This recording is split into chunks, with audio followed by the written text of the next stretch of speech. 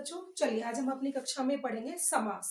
देखो बेटा, हमारी जो कक्षा 10 है और जिन बच्चों के पास कोर्स बी है हिंदी विषय में, तो उसमें जो आपका एग्जाम होने वाला है अब 2024 में जो आपके एग्जाम होने वाले हैं हिंदी के, उस एग्जाम में जो आपका व्याकरण है, व्याकरण से 4 नंबर का क्या पूछा जाएगा? समास। किन बच्चों से? जिनके पास कोर्स बी है, जिनके पास स्पर्श और संचयन है। कौन सी क्लास? कक्षा 10, क्लास टेंथ कोर्स बी स्पर्श संचयन वाली बुक्स। उसमें जो आपका 2024 में जो एग्जाम होने वाला है, उसमें समास टॉपिक से आपसे 4 नंबर का पूछा जाएगा। मतलब आपको वहां पर 5 क्वेश्चंस दिए जाएंगे, 5 एमसीक्यू दे जाएंगे, जिनमें से आपको कोई 4 करने होंगे। तो बेटा, आपको किस प्रकार के क्वेश्चन दिए जाएंगे उसके बारे में तो बाद हम अलग दूसरी वीडियो में बात करेंगे। यहाँ हम क्या समझेंगे, समास होता क्या है। देखो बेटा, प्रश्नों को जानने से पहले उस विषय का ज्ञान होना आपको बहुत जरूरी है कि समास है क्या, कितने प्रकार के होते हैं, फिर उनकी आप पहचान कैसे करोगे। बेटा, एग्जाम में ना तो आपसे डेफिनेशन लिखवाई जाएगी, ना कोई प्रकार पूछा जाएगा। जैसे आपको पता है कि सब चीजें लर्निंग बाय डूइंग हो रही है, स्किल बेस्ड हो रही है, तो ना हमसे कोई परिभाषा पूछेगा, ना उनके भेद पूछेगा। क्या दिया जाएगा? हमको एक वाक्य दिया जाएगा, उसमें कोई चीज रेखांकित कर दी गई, या फिर आपको शब्द दे दिया गया, समस्त पद दे दिया गया, आपसे पूछ लिया गया उसका विग्रह बता दो क्या है, या आपको कोई उसमें पूर्व पद और उत्तर पद देकर उसको आपको समस्त पद बनाने के लिए बोल देगा। इस तरह के क्वेश्चंस आपसे पूछे जाएंगे। तो चलिए, इसके बारे में तो खैर हम बात करेंगे नेक्स्ट वीडियो में, अगले वीडियो में। अभी जान लेते हैं समास क्या होता है। तो थोड़ी सी मैंने आपको नॉलेज दी है। देखिए बेटा, समास है क्या, सबसे पहले हमें समझना है कि समास क्या है। समास बेटा एक प्रक्रिया है, प्रोसेस है। क्या है कि प्रक्रिया है, ठीक है। क्या है ये? प्रोसेस है। किस चीज की प्रोसेस है? नए शब्द बनाने की प्रोसेस है, ठीक है। किस चीज की प्रोसेस है? नए शब्द बनाने की, नए शब्द निर्माण की, ठीक है। जैसा कि मैंने बताया भी आपको, शब्द निर्माण जब पढ़ाया है मैंने आपको जिस वीडियो में, उसमें मैंने आपको बताया कि जो हमारी हिंदी भाषा है वो अन्य भाषाओं से तो शब्द लेती ही लेती है, देशी शब्दों को भी लेती है, विदेशी शब्दों को भी लेती है, संस्कृत भाषा से भी शब्दों को लिया है इसने, ठीक है। लेकिन स्वयं भी नए शब्दों का निर्माण किया है। तो कितने प्रकार से किया है? 4 प्रकार से। मूल शब्द में उपसर्ग जोड़कर, मूल शब्द में प्रत्यय जोड़कर, और संधि के माध्यम से, और सब चौथा क्या है आपका? समास के माध्यम से। समास के माध्यम से भी हिंदी भाषा ने नए शब्दों का निर्माण किया है। अब कैसे क्या जानते हैं हम? तो समास क्या है? समास वह प्रक्रिया है बेटा, वह प्रक्रिया है जिसमें दो भिन्न भिन्न अर्थ रखने वाले, मतलब दो अलग अलग अर्थ रखने वाले एवं स्वतंत्र, कैसे है वो दोनों? इंडिपेंडेंस है, ठीक है। और कैसा है? दोनों का डिफरेंट डिफरेंट मीनिंग है, अलग अलग अर्थ है। ऐसे दो शब्दों को लिया जाता है बेटा, और उन शब्दों को जोड़कर एक न्यू वर्ड का, ठीक है, एक नए शब्द का, और कैसा अर्थवान जो मीनिंगफुल है उस शब्द का निर्माण किया जाता है। यही प्रक्रिया क्या कहलाती है? समास कहलाती है। अब बेटा, छोटी सी बात एक मेरी आप समझनी है आपको कि यहाँ क्या करते हैं बहुत से बच्चे, क्या करते हैं, जैसे मैं एक उदाहरण लेती हूँ इसका। मैंने एक शब्द लिया, यहाँ समझते हैं हम इसको। मैंने एक शब्द लिया देश, किसी कंट्री को हम देश कहते हैं, पूर्ण शब्द है, मूल शब्द है, स्वतंत्र है अपने आप में, एक मीनिंग रखता है, ठीक है। अब दूसरा शब्द मैंने ले लिया भक्त, जो भगवान की भक्ति करते हैं उनको भक्त कहते हैं, ये भी अपने आप में पूर्ण है, दोनों से कोई लेना देना नहीं एक दूसरे का, दोनों क्या है? स्वतंत्र है, और दोनों ही अर्थवान है। लेकिन दोनों को जोड़कर मैंने क्या बना दिया? एक नया शब्द बना दिया, देशभक्त। दोनों को जोड़ा तो क्या बन गया? देशभक्त, ठीक है। और इसका मीनिंग क्या होता है? इसका मीनिंग होता है देश का, देशभक्त मतलब देश का भक्त। अब देखो, नया शब्द बना कि नहीं बना, ठीक है। तो बहुत से बच्चे क्या गलती कर जाते हैं बेटा, जो बनकर आया है शब्द इसी को समास समझ लेते हैं। तो बेटा, ये गलती नहीं करनी है। जो शब्द बनकर आता है इसको बोलते हैं हम समस्त पद। क्या बोलते हैं इसको? ये तो मैंने आपको एक्सप्लेन किया है। तो ये जो बनकर आया ये है आपका समस्त पद। क्या बोलोगे इसको? समस्त पद। और जो पहला शब्द लिया है हमने, इसको क्या बोलेंगे हम? पूर्व पद। जो हमने पहला शब्द लिया इसको क्या बोलते हैं? पूर्व पद बेटा बोलते हैं इसको। जो पहला शब्द लिया इसको पूर्व पद, और जो दूसरा शब्द लिया हमने इसको बोलते हैं उत्तर पद। और जो बनकर नया शब्द आया उसको क्या बोलेंगे हम? समस्त पद। और इसको जो मैंने एक्सप्लेन किया इसको क्या बोलते हैं? इसको बोलते हैं बेटा समास विग्रह। इसको बोलते हैं समास विग्रह, मतलब उसको एक्सप्लेन कर देना, तोड़कर बता देना पूरा, ठीक है बेटा। तो समास क्या है, चारों ये चार ही हमारे 1 2 3 4 5 शब्द हमारे आगे पीछे घूमते हैं और इनमें क्या हम कंफ्यूज हो जाते हैं, तो इसको समझना है बेटा अच्छे से। ये तो हमें पता ही चल गया कि समास क्या एक प्रक्रिया है जिसके माध्यम से हम नए शब्दों का निर्माण करते हैं, दो स्वतंत्र शब्दों को लेते हैं और एक नए शब्द का निर्माण करते हैं। तो जो हमने लिए शब्द, जो पहला शब्द लिया उसको क्या बोलोगे, पूर्व पद। जो पहला शब्द लिया उसको क्या बोलोगे, पूर्व पद। और जो दूसरा शब्द लिया उसको क्या बोलोगे, उत्तर पद। और दोनों को मिलाकर जो नया शब्द बनकर आया उसको क्या बोलोगे आप, समस्त पद। और उसको जब आपने एक्सप्लेन किया, उसको विस्तृत रूप से बताया खोल करके इसका मीनिंग क्या बनेगा, क्या शब्द बना था हमारा, देशभक्त। देशभक्त मतलब देश का भक्त, उसी को तो देशभक्त कहेंगे ना, जो देश का भक्त होगा। ठीक है, तो ये जो हमने एक्सप्लेन किया इसको क्या बोला जाता है, उस समास का हमने क्या किया, विग्रह किया, उसको खोल दिया पूरे तरीके से, उसको विस्तृत रूप से बताया, तो ये क्या कहलाएगा, समास विग्रह। ठीक है, और ये जो प्रक्रिया है कि पूर्व पद और उत्तर पद को जोड़कर समस्त पद बनाना, ये प्रक्रिया क्या कहलाती है, समास कहलाती है। तो बेटा क्लियर हो गई होगी ये बात, समास क्या है, प्रक्रिया है। ठीक है, और समास इस प्रक्रिया में हम क्या करते हैं, पूर्व पद और उत्तर पद दो पदों को लेते हैं और उनको जोड़कर एक नए पद का निर्माण करते हैं। ठीक है, और जब उसको हम एक्सप्लेन करते हैं अच्छे से, उसको कहते हैं समास विग्रह। चलिए अब चलते हैं भेद की तरफ कि समास के भेद कितने होते हैं। देखो बेटा, अब जब हमने दो शब्द जो लिए ना, हमने इसी से हमें समझना है, ये जो दो शब्द लिए तो इसमें क्या हुआ कि चार सिचुएशन सामने आई, चार स्थितियां सामने आई। कौन कौन सी आई, कि एक बार तो क्या हुआ कि जो पूर्व पद है, ठीक है, ये प्रधान ना होकर क्या हुआ, उत्तर पद प्रधान हुआ। पहले क्या हुआ कि पूर्व पद गौण रहा और उत्तर पद प्रधान हुआ, पहली स्थिति ये है। ठीक है, दूसरी स्थिति क्या है, इसी में देखिए कि पूर्व पद प्रधान, एक बार क्या हुआ कि अब पूर्व पद प्रधान हो गया, उत्तर पद गौण हो गया। तीसरी स्थिति क्या आई, पूर्व पद उत्तर पद दोनों प्रधान हो गए।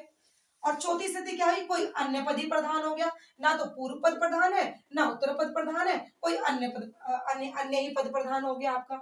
एक बार फिर समझ ले बेटा, समास के भेद किस प्रकार से किए गए, जब हमने समास जो प्रोसेस है, हमारी जो प्रक्रिया है, ये प्रक्रिया हमने की। ठीक है, इस प्रक्रिया के बाद रिजल्ट क्या निकल कर आया कि चार प्रकार के शब्द बने, जो नए शब्द बने वो चार प्रकार के बने। कैसे बने, पहले शब्द में पूर्व पद गौण हो गया और उत्तर पद प्रधान हो गया।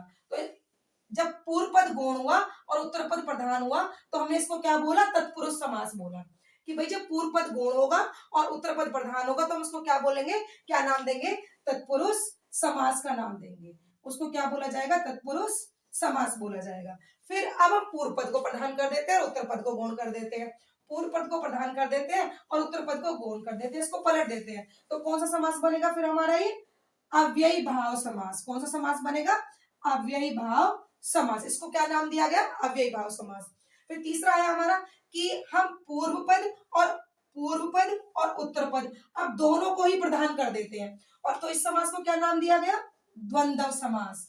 क्या कहा गया इसको, द्वंद्व समास। अब चौथी स्थिति क्या बनी कि कोई अन्य पद प्रधान, कि ना तो हम पूर्व को प्रधान कर रहे हैं ना हम उत्तर को प्रधान कर रहे हैं, हम किसी अन्य को ही प्रधान कर रहे हैं। तो इस समास को क्या कहा गया, बहुव्रीहि समास कहा गया।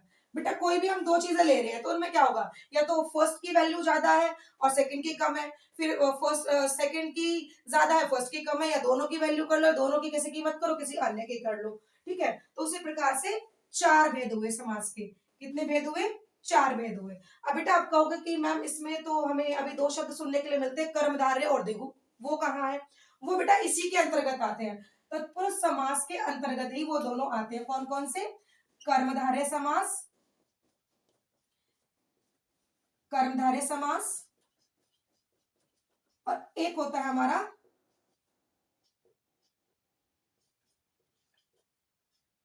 द्विगु समास। ये किसके अंदर आते हैं, तत्पुरुष समास के अंतर्गत ही ये आते हैं। ठीक है बेटा, इसको अभी हम एक्सप्लेन करेंगे जब चारों समासों को मैं पढ़ाऊंगी आपको नेक्स्ट वीडियो में, तो वहां पे इसके वीडियो के पार्ट 2 में, तो वहां मैं आपको एक्सप्लेन करूंगी इसको अच्छे तरीके से कि इसके अंतर्गत ये कैसे आते हैं। और अच्छा इसके अंतर्गत लिए क्यों, ये चीज आप समझ लो, यहाँ पर क्यों लिया बेटा, अलग से क्यों नहीं बनाया इसको, क्योंकि इन दोनों में भी पूर्व पद गौण होता है और उत्तर पद प्रधान होता है। तो जितने भी प्रकार के जो हमारे शब्द बने, जिसमें भी पूर्व पद गौण हुआ उत्तर पद प्रधान हुआ, उनको सबको इसी समास में रख दिया गया, तत्पुरुष समास में। ठीक है बेटा, इसीलिए दोनों समास भी यहाँ पर आ गए। पार्ट 1 में हमने जाना था समास प्रक्रिया होती क्या है, किस प्रकार की प्रक्रिया होती है और इसमें हम नए शब्दों का निर्माण कैसे करते हैं और समास के भेद कितने होते हैं। तो हमने समास के भेद जाने थे कि समास के 4 भेद होते हैं। तो उनमें से अब जो समास का पहला भेद है जिसमें पूर्व पद गौण होता है और उत्तर पद प्रधान होता है, जिसको हमने नाम क्या दिया, तत्पुरुष समास। ठीक है, और इसी के अंतर्गत हमने 2 नाम और लिए थे, कर्मधारय समास, कर्मधारय समास और द्विगु समास। ये दोनों भी इसी के अंतर्गत आते हैं, पर मुख्य रूप से इसको क्या कहा जाता है, तत्पुरुष समास कहा जाता है। ठीक है, ये दोनों भी इसी के अंदर आते हैं। ठीक है बेटा, अब इसमें ऐसा क्यों कि पूर्व पद गौण उत्तर पद प्रधान, हमने विशेषता तो जान ली इसकी। ठीक है, कि भाई जिसमें पूर्व पद गौण होगा और उत्तर पद प्रधान उसको हम तत्पुरुष समास कहेंगे। कर्मधारय में भी यही है, इसीलिए इसके अंतर्गत लिया गया कि इन दोनों में भी पूर्व पद गौण होता है, उत्तर पद प्रधान होता है, तो इसी के अंतर्गत इसको ले लिया गया। ठीक है, 3 प्रकार के इसके अंदर ये हो गए। ठीक है बेटा, लेकिन पूर्व पद गौण क्यों कहा गया, क्योंकि बेटा इनमें जो संबंध होता है ना, इनमें जो संबंध होता है, ठीक है, संबंध जो होता है, किसमें संबंध, पूर्व पद और उत्तर पद, पूर्व पद और उत्तर पद, इन दोनों में किस चीज का संबंध होता है, विशेषण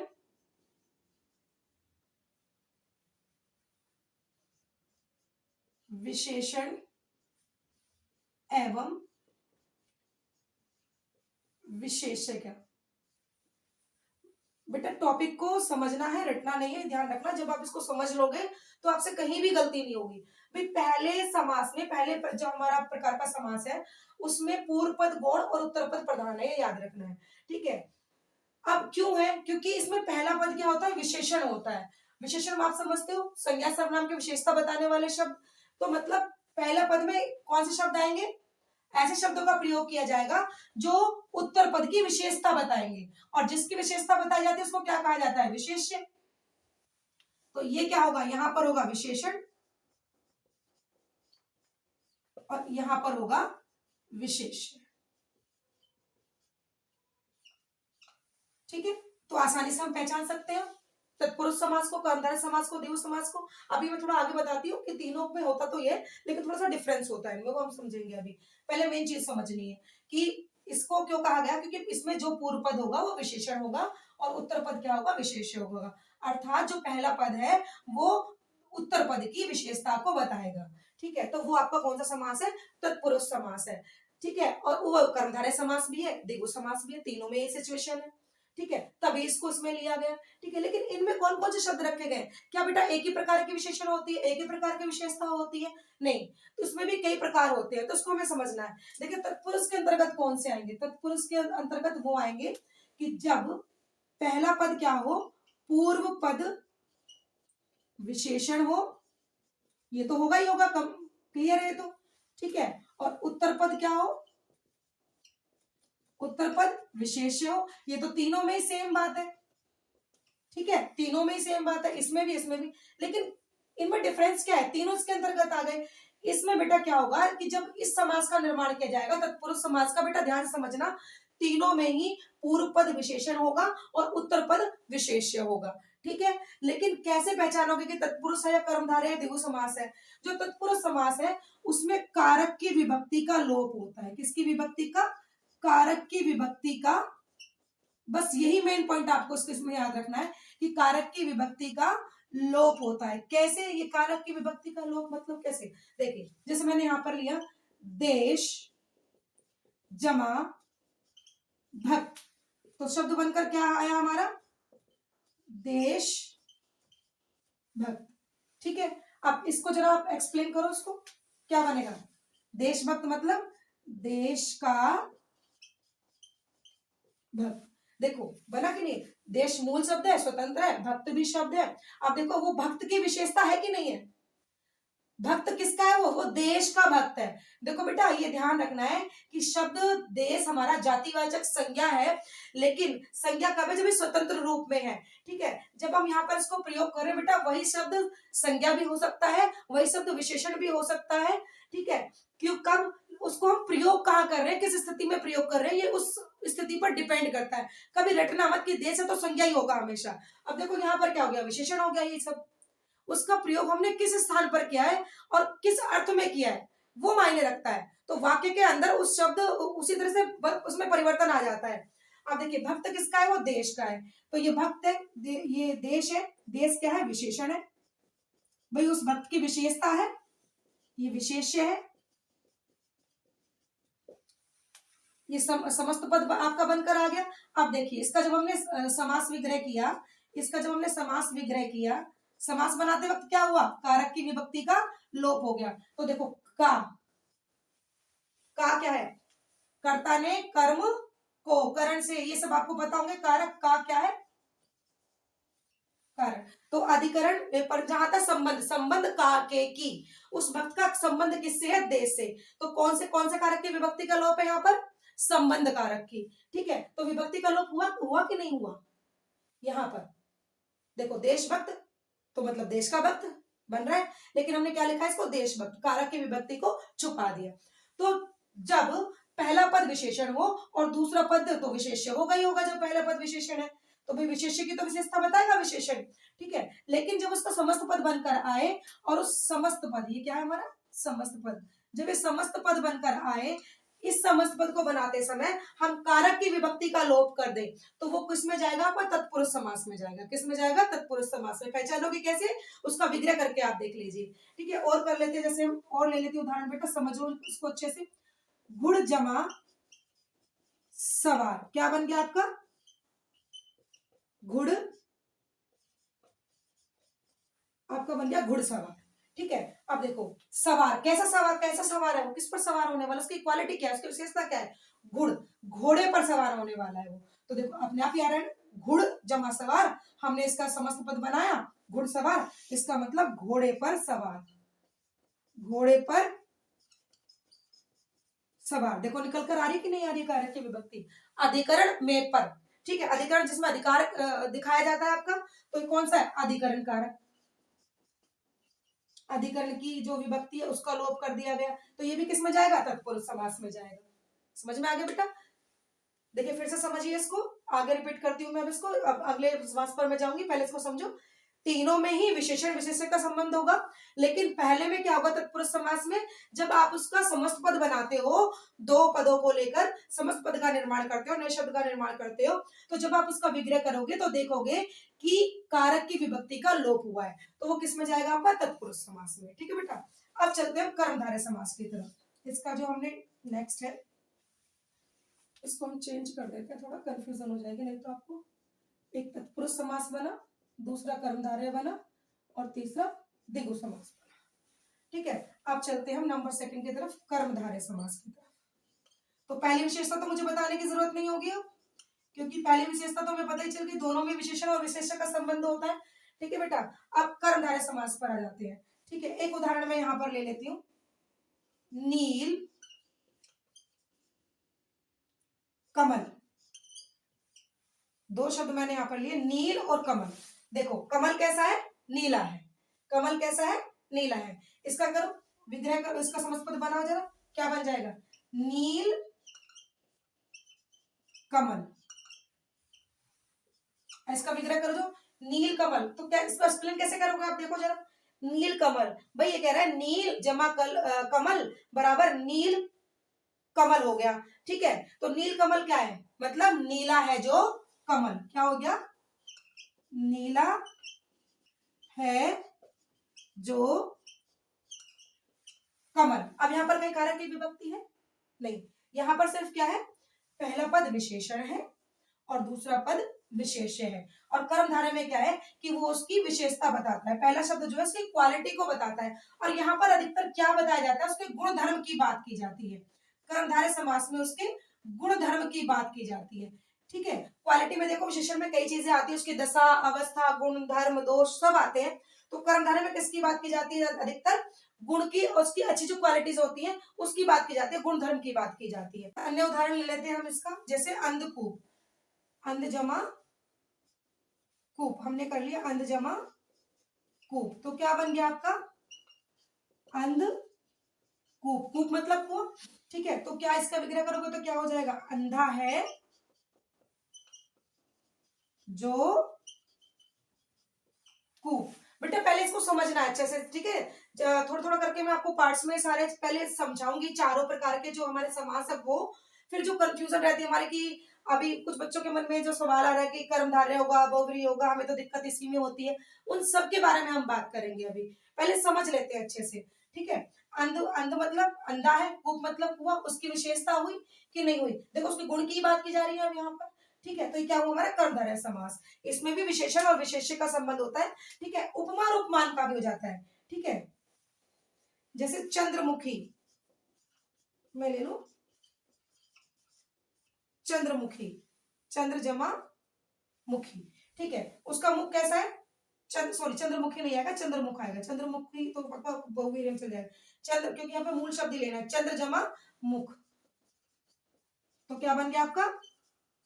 चंद्रमुख, अर्थात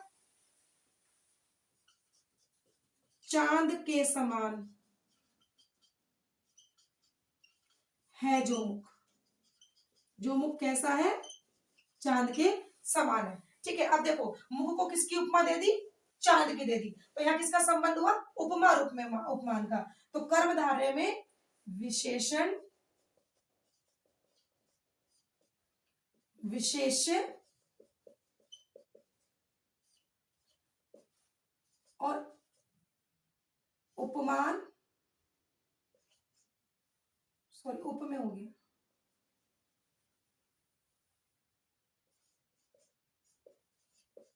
यहाँ उपमान होता है और उसको कोई उपमेय दे दी जाती है, ठीक है। ये हो गया हमारा कर्मधारय समास। चलिए अब चलते हैं द्विगु समास की तरफ। द्विगु समास में क्या होता है बेटा? इसमें भी विशेषण और विशेष्य का संबंध होता है, लेकिन इसमें क्या होता है? संख्यावाची होता है। किस प्रकार का होता है इसमें? इसमें जो संबंध होता है वो हमारा कैसा होता है? संख्यावाची होता है। जो विशेषण होती है हमारी कैसी होती है यहाँ पर? इसको अगर कहे तो एडजेक्टिव ऑफ नंबर, है ना। विशेषण के क्या कौन सा होता है इसमें? संख्यावाची। जैसे दे दिया मैंने चौराहा, चौराहा, चौराहा मतलब चार राहों का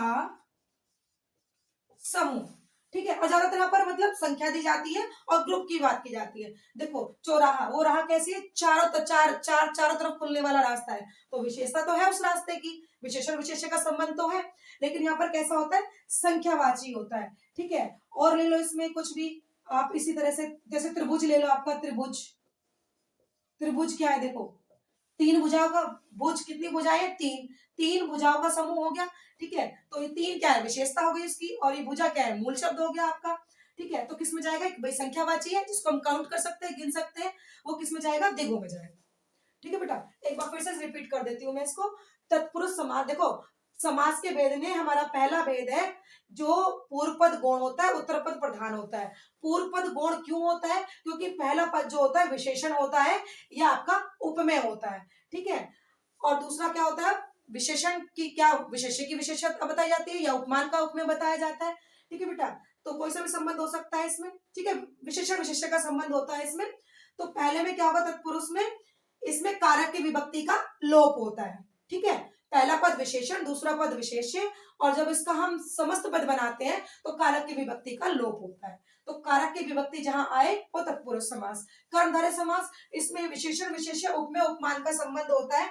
तो इसमें क्या बताया जाता है? उस विशेषण में उसका गुण धर्म की बात की जाती है, ठीक है। जैसे नील कमल अभी मैंने बताया, इसमें किसकी बात की जाएगी? गुण धर्म की बात की जाएगी। और द्विगु समास में किसकी बात की जाएगी? संख्या की बात की जाएगी। विशेषता कैसी होगी उसकी? संख्या में होगी। चार राहों का समूह चौराहा, त्रिभुज तीन भुजाओं का समूह, ठीक है। इस प्रकार से होगा बेटा।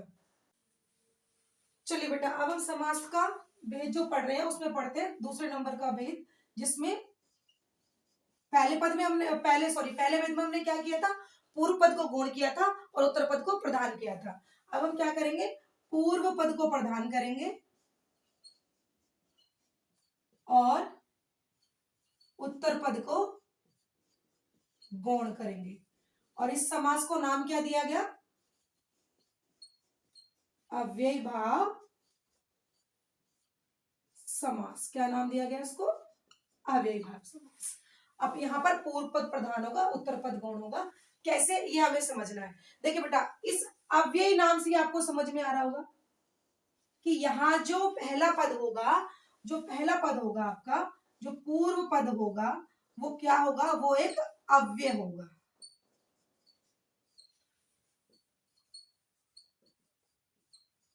और उत्तर पद क्या होगा आपका? उत्तर पद आपका मूल शब्द होगा, जो भी शब्द हमारा लिया जाएगा, जिसको जोड़कर हम क्या बनाएंगे? समस्त पद बनाएंगे। और इस समस्त पद का क्या किया जाता है? समास विग्रह भी किया जाता है।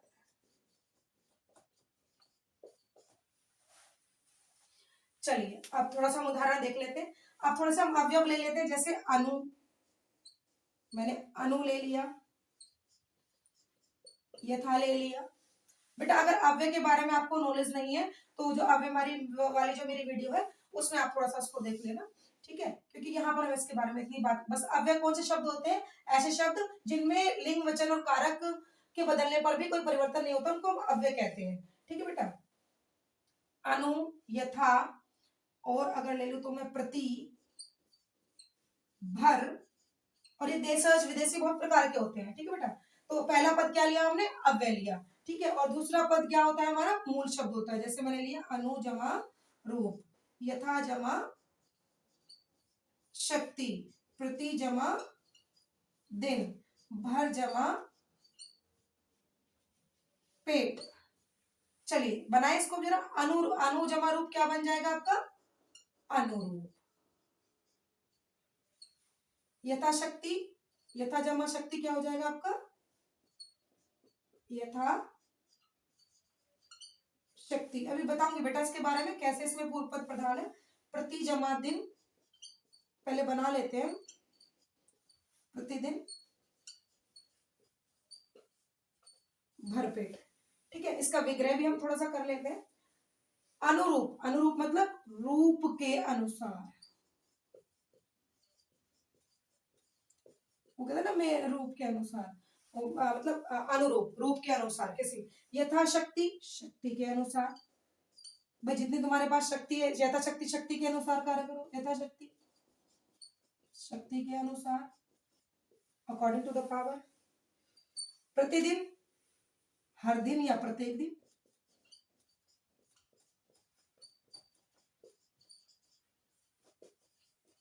अब देखो यहां पर भी वो आ गया, प्रतिदिन में भी आ गया, प्रत्येक में भी आ गया। देखो प्रति जमा एक, है ना? चलो छोड़ो खैर इसको बाद बात करें। भरपेट,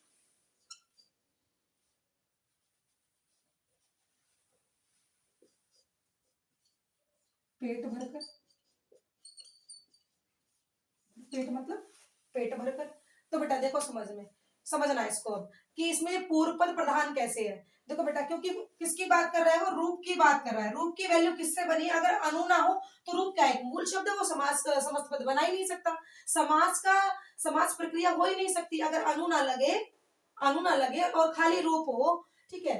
तो रूप अनु के बिना यहाँ कुछ भी नहीं है, इसीलिए यहाँ पर पूर्व पद प्रधान है। इसकी वैल्यू है, इसके बिना तुम्हारी वैल्यू यहाँ पर नहीं है। इसी में देखिए शक्ति, शक्ति में शब्दार्थ है हमारा, एक मूल शब्द है। ठीक है? शक्ति मतलब पावर। लेकिन यथा लगते ही यथा शक्ति, शक्ति के अनुसार। ठीक है? ऐसे दिन, नॉर्मल डे। लेकिन प्रतिदिन, अब क्लियर क्या है? आपको पता चल रहा है कि भाई प्रत्येक दिन, हर दिन, एवरीडे आपको कुछ करना है। पेट के बारे में बात की जा रही है। लेकिन अगर भर, इस भर के कारण तो उसकी विशेषता हो रही है कि भाई पेट भर। ठीक है? भर पेट मतलब पेट भरकर। ठीक है? यथाशक्ति, शक्ति के अनुसार, और अनुरूप, रूप के अनुसार। इसीलिए यहाँ पर देखो पहला पद क्या है? यहाँ पर अव्यय है, और इस अव्यय के कारण ही समास का जो समास प्रक्रिया संभव हो पा रही है। ठीक है? और अगर हम पूर्व पद को ना वैल्यू दें और उत्तर पद को वैल्यू दें तो यहाँ पर समास प्रक्रिया असंभव है, हो ही नहीं सकती। ठीक है? इसके बिना इसका काम नहीं चलेगा, इसीलिए इसको कहा गया पूर्व पद प्रधान। भाई यहाँ पर पूर्व, इसी की वैल्यू ज्यादा है, इसी के कारण ही नए शब्द का निर्माण हो रहा है। अगर अनु ना हो तो रूप से हम नए शब्द का निर्माण नहीं कर सकते। जाते हैं। ठीक है बेटा, ये इसकी वैल्यू को बना रहा है, मूल शब्द की वैल्यू को बना रहा है, उत्तर पद की वैल्यू को बना रहा है। इसी के कारण एक नया अर्थवान शब्द निकल कर आ रहा है।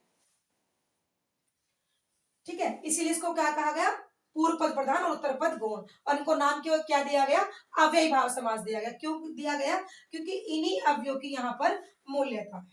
ठीक है बेटा, ये हो गया हमारा दूसरा। चलिए अब नेक्स्ट जानते हैं हम, इसमें इसी में जान लेते हैं तीसरा भेद भी।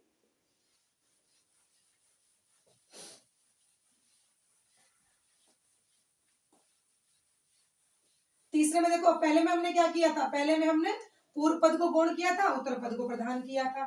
ठीक है, क्योंकि वहां पर विशेषण विशेषण उपमा उपमान उपमेय उपमान का संबंध था। अब दूसरे में हमने क्या किया, दूसरे में पहला पद प्रधान कर दिया और उत्तर पद गौण कर दिया। अब क्या करते हैं, हम दोनों को प्रधान कर देते हैं तीसरे में। ठीक है, नंबर 3 में क्या कर देते हैं, दोनों को ही प्रधान कर देते हैं हम।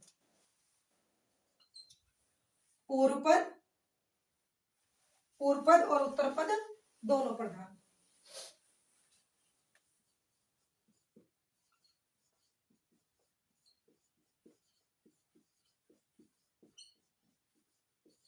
दोनों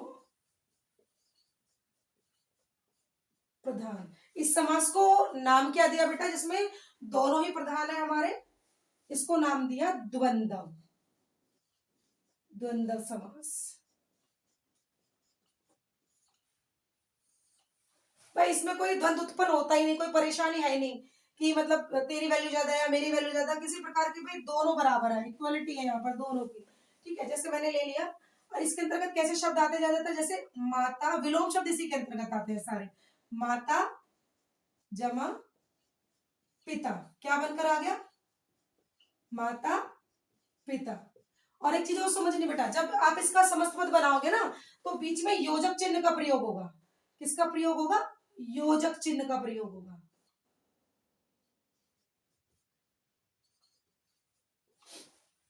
ठीक है, और जब इसका हम विग्रह करेंगे तो माता और पिता, इसके बीच में क्या लगेगा, और तथा एवं। ठीक है, और लगा दो, ठीक है, या तथा भी लग जाता है, या एवं भी लग जाता है।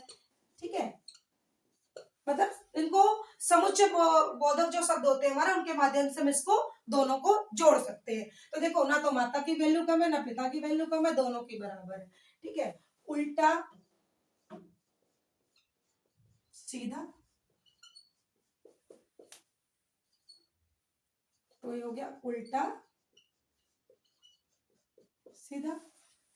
अगर इसका वो करोगे, आप समास विग्रह करोगे तो उल्टा तथा सीधा। तो ज्यादातर हमारे जो विलोम शब्द होते हैं वो इसी के अंतर्गत आते हैं। ठीक है बेटा, ये हो गया हमारा तीसरा। अब बात करते हैं चौथे की। चौथे नंबर का कौन सा है, ना तो पूर्व पद प्रधान है, ना तो पूर्व पद, ना ही उत्तर पद, दोनों में से कोई भी प्रधान क्या नहीं है, प्रधान नहीं है। क्या प्रधान है, कोई अन्य पद प्रधान है।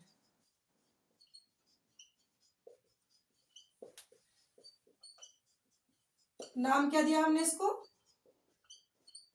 बहुव्रीहि समास।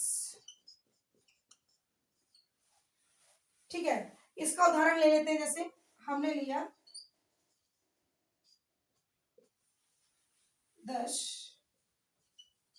जमा आनंद, क्या बन गया आपका, दशानंद। आनंद मतलब सिर, और 10 मतलब 10। कितने सिर है उसके, 10 सिर है। अब आप कहोगे मैम यहाँ पे तो काउंटिंग आ गई, भाई सिर है उसके सिरों की विशेषता है कि वो 10 है। बिल्कुल सही बात है कि ये तो विशेषण आ गया, तो ये तो उसमें आपके द्विगु समास में जाना चाहिए। नहीं, उसमें नहीं जाएगा। क्यों, ये डिपेंड करता है क्योंकि दशानन बेटा विशेष संख्यावाचक तो है, लेकिन ध्यान रखना है कि द्विगु समास में जो सामान्य संख्याएं होती हैं वही आता है। ठीक है बेटा, आप दशानन, आप किसी दशानन जब संख्या विशेषण और विशेष्य है, लेकिन ये जो कहा गया है ये किसी विशेष व्यक्ति के लिए कहा गया हो, सबको नहीं कह सकते, किसी को भी आप दशानन नहीं कह सकते। दशानन किसको कहा गया? रावण को। 10 सिर वाला, 10 सिर वाला कौन है? रावण। तो ये किस में जाएगा आपका? बहुव्रीहि समास। ठीक है, आगे देखिए और देख लेते हैं। जैसे इसमें और हम ले लेते हैं 10 जमा आनंद। और भी हमारे ऐसे बहुत सारे, जैसे कहें तो जैसे पीतांबर को लेते हैं। अब मैं ऐसे ही शब्द लूंगी, पीत जमा, जहां आपकी कंफ्यूजन भी दूर होगी, क्योंकि कर्मधारय समास और बहुव्रीहि समास और द्विगु समास और बहुव्रीहि समास, इसमें बहुत कंफ्यूजन क्रिएट होती है। तो मैं शब्द वही लूंगी जो उसमें जो लगते हैं कि उसमें भी आ सकते हैं, इसमें भी हो सकते हैं। जो जैसे आप बात करें तो हम गजानन, ठीक है, मैं इसको समझा देती हूँ आपको। गजानन यहां समझो बेटा, जैसे गजानन, ठीक है, गज के समान आनन है जिसका। अब किसी को तो आनन, ठीक है, जिसका कैसा है ये इतना हिस्सा सर, आनन कैसे गज के समान, हाथी के समान। अब किसी को थोड़ी ना कह दोगे। गजानन हम केवल गणेश भगवान को ही कहते हैं। ठीक है, तो किस में जाएगा ये?